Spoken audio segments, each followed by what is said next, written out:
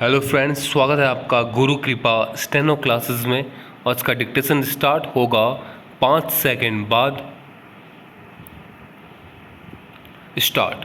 क्रोध और अहंकार का आना प्रकृति की एक स्वाभाविक प्रक्रिया है। विराम। ऐसे में प्रकृति द्वारा प्रदान किए गए विवेक का प्रयोग करने की आवश्यकता होती है। विराम। व्यक्ति यदि विवेकशील है तो वह क्रोध और अहंकार जैसे नकारात्मक पहलुओं को आसानी से नियंत्रण में कर सकता है। विराम।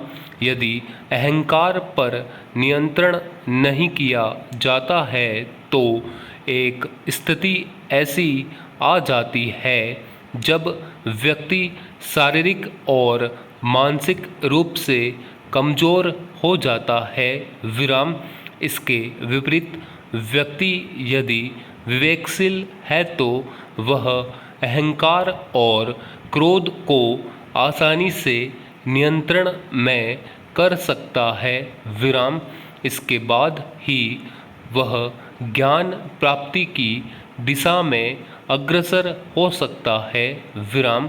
ज्ञान वास्तव में वह विधा है जो मस्तिष्क को आध्यात्मिक शक्ति से ऊर्जावान कर देती है।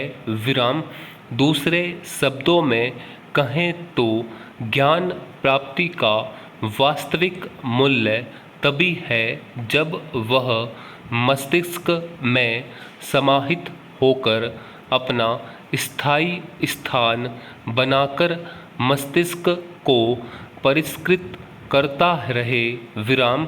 अहंकार की अनुपस्थिति में यदि मस्तिष्क में किसी विषय का ज्ञान अपना स्थान बना लेता है तो दूसरे विषय के ज्ञान भी आसानी से अपना स्थान बनाने लगते हैं। विराम।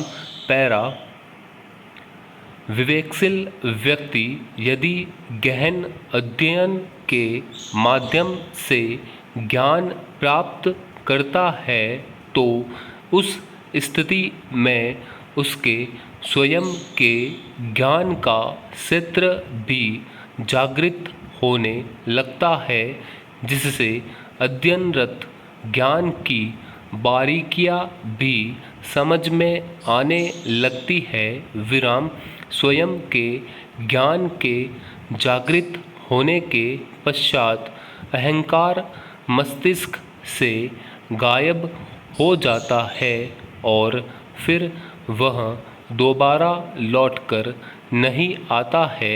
विराम। ऐसी स्थिति के आने पर मानव परम ब्रह्म ज्ञान प्राप्ति की दिशा की ओर बढ़ने लगता है। विराम। स्वयं का ज्ञान स्वयं की साधना एवं चिंतन के फलस्वरूप ही प्राप्त होता है। विराम। इसे प्राप्त करने के पश्चात अन्य सभी प्रकार के ज्ञान बहुत ही कम परिश्रम से प्राप्त हो जाते हैं। विराम। ईश्वर के संपर्क में रहते हुए जो सतत प्रयास करता है वह निश्चित ही पूर्णता को प्राप्त कर पूर्ण ज्ञानी हो जाता है। विराम। स्टॉप।